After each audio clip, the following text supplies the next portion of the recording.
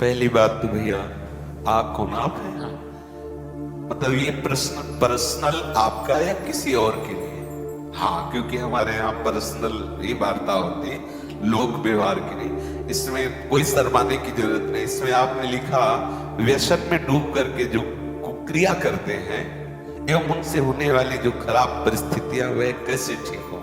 पहली बात, हम जो व्यसन करते हैं उसे हमें छोड़ना चाहिए, क्योंकि जिस आप खुद स्वीकार करते हैं कि व्यसन से प्रेरित होकर ही शास्त्र विरुद्ध आचरण हो रहा है, वो किसी भी तरह का कोई व्यसन हो, बहुत ध्यान से सुनो, इधर उधर नेत्र मत संचल करो। सबसे पहले हम माने हुए व्यसन का त्याग करें, क्योंकि वो त्याग नहीं करोगे तो व्यसन में प्रमाद स्थिति पैदा करने की ताकत होती है। थोड़ी देर में ही एक ऐसे प्रमाद पैदा, आप कोई भी व्यसन करो तो वो व्यसन आपको उन्मत्त करेगा अपने प्रभाव से और प्रमाद स्थिति में लाके वो आचरण करवा देगा। हम पहले व्यसन को छोड़ें। दूसरी बात, जिसे हम जानते हैं कि ये कुत्सित क्रिया है, उस क्रिया को छोड़ें, यद्यपि है बड़ा कठिन। जैसे आपकी स्थिति है, आपने अपने आप को खोखला कर दिया। ये जो आपने कुक्रिया शब्द लिखा हो, आपका जो दर्शन अनुभव करा रहा है। अब आप लाख कोशिश करेंगे तो आपको बार बार मन प्रेरित करके परास्त करने की कोशिश करेगा, आपको ऐसी स्थिति पैदा करेगा कि आप फिर उसी क्रिया पे आ जाएं।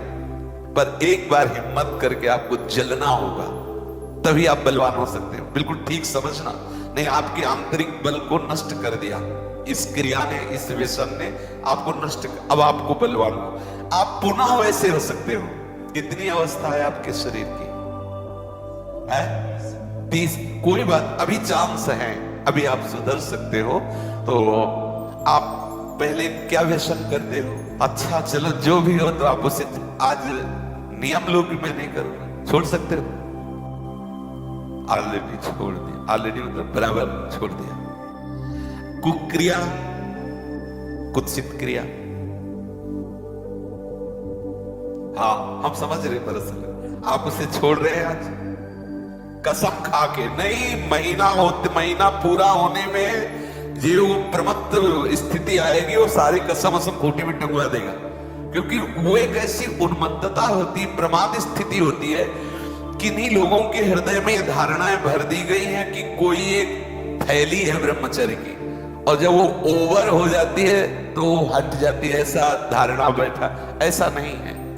जिन लोगों को ऐसा लगता है कि ये ब्रह्मचर्य रहा ही नहीं जा सकता, जिन लोगों को ये भावना है कि ये नष्ट ही हो जाएगा, कह रहे कि जिससे अपने लोग कसम खा ले कि हम ऐसा नहीं करेंगे, तो 2 दिन 4 दिन का जो आपका अभ्यास है वो तो आप रोकेंगे, लेकिन जब वो महीना 15 दिन होगा तो आपके अंदर फिर प्रमाद स्थिति आएगी। अगर उस स्थिति में आप क्रिया ना करें, कुछ दिन सह जाएं, तो उसका कुछ दिन जो आपका अभ्यास रहा है वो आपको भ्रष्ट करता रहेगा, स्वाभाविक बिना क्रिया। तो आपको घबराना नहीं है, आप धीरे धीरे क्रमशः ठीक हो जाएंगे। इस विषय में चर्चा हो चुकी है, पर आप इसमें कुछ प्राणायाम आवश्यक है। किसी योगी जो प्राणायाम के गुरु हैं उनसे आप मिल करके, क्योंकि हम तो वृंदावन के राधा आशिक हैं, हम ये फुस फसत सिखाते नहीं है। तो किसी योगी से प्राणायाम कुछ सीख ले, और कुछ व्यायाम, देहाती व्यायाम जैसे दंड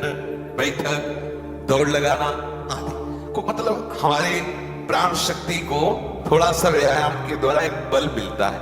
और कुछ आहार नियंत्रण, कि हम इधर उधर की वस्ती में न खाए, वो उसमें पड़े हुए हैं वीडियो में कि ये चीज ना, जैसे ब्रह्मचर्य में सहायक सावधानियां, ब्रह्मचर्य में सहायक भोजन, वो उसमें उसको विस्तृत रूप से आप सुन लीजिए और उससे धारण। मुख्य बात है चिंतन बदलना, ये सब गौड़ बात है। मुख्य बात है चिंतन बदलना।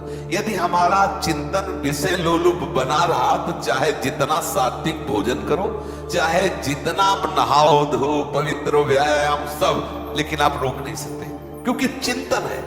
चिंतन बदलना अति आवश्यक है। उसके बदलने के लिए सत्संग, शास्त्र स्वाध्याय, नाम जप तीनों आवश्यक है। सत्संग और शास्त्र स्वाध्याय और नाम जप। भले गृहस्थी में 30 मिनट अगर हम शास्त्र स्वाध्याय कर ले, मानो श्री स्वामी राम सुखदास जी की टीका जो की हुई गीता है, वो अमृत है साधकों के लिए, चाहे गृहस्थ हो चाहे विरक्त हो, जरूर स्वाध्याय करना चाहिए। किसी भी संत महापुरुष पर जिस पर श्रद्धा हो उसके प्रवचन सुने, और जो भी भगवान का नाम प्रिय हो वो नाम सुमिरन करे।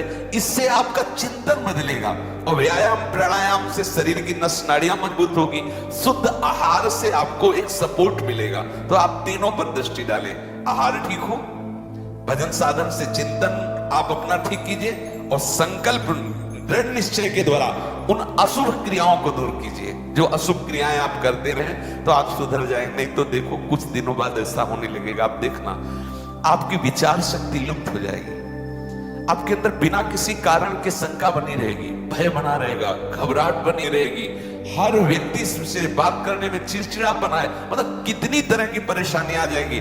देखो हमें किसी से लेना देना थोड़ी है, तुम हमारे आत्मा हो तो हम आपको सुख पहुंचाने के लिए कह रहे कि आप पुष्ट बनो, आप बलवान बनो, गृहस्थी भी बनो, तो स्वस्थ और सुखमय जीवन व्यतीत करो। अब देखो अभी आपकी अवस्था क्या, 30 वर्ष की अवस्था का जो मनुष्य शरीर है वो पूर्ण स्वस्थ हष्ट पुष्ट होना। देखो आप ऐसे लग रहे हो जैसे बहुत आप चिंताग्रस्त हो, आप बहुत परेशान हो। इससे हुआ क्या, आपने खिलवाड़ कर लिया, इसलिए बात है। अब सावधान हो जाए, बोलिए अब क्या बात, जो आज सुना उसे जीवन में धारण करो, ठीक है। किसी आयुर्वेदिक वैद्य से मिलकर के अगर ज्यादा परिस्थिति खराब हो तो कोई औषधि ले लो, कोई आसपास आयुर्वेदिक वैद्य हो जिनसे आप सलाह करो, वो धातु पुष्टता की आपको औषधि दे, पर आप किसी भी तरह की चेष्टा न करें कुछ दिन। अगर आप गृहस्थ भी हैं, आपकी पत्नी भी है, तो भी आप कुछ दिन संयम धारण करें जिससे आप परिपक्व हो जाएं, फिर जैसा प्रभु प्रेरणा करें। लेकिन इस समय जैसे हमारे हाथ में चोट लग जाए तो फिर कुछ दिन सेवा निवृत्त हो जाए, उसको पुष्ट कर लें, फिर सेवा। ऐसे ही गृहस्थ धर्म में भी यदि हम बहुत ब्रह्मचर्यहीन हो चुके हैं तो थोड़ा थोड़ा ब्रह्मचर्य का अभ्यास करके हम पुष्ट बने, तो फिर हम आगे गृहस्थ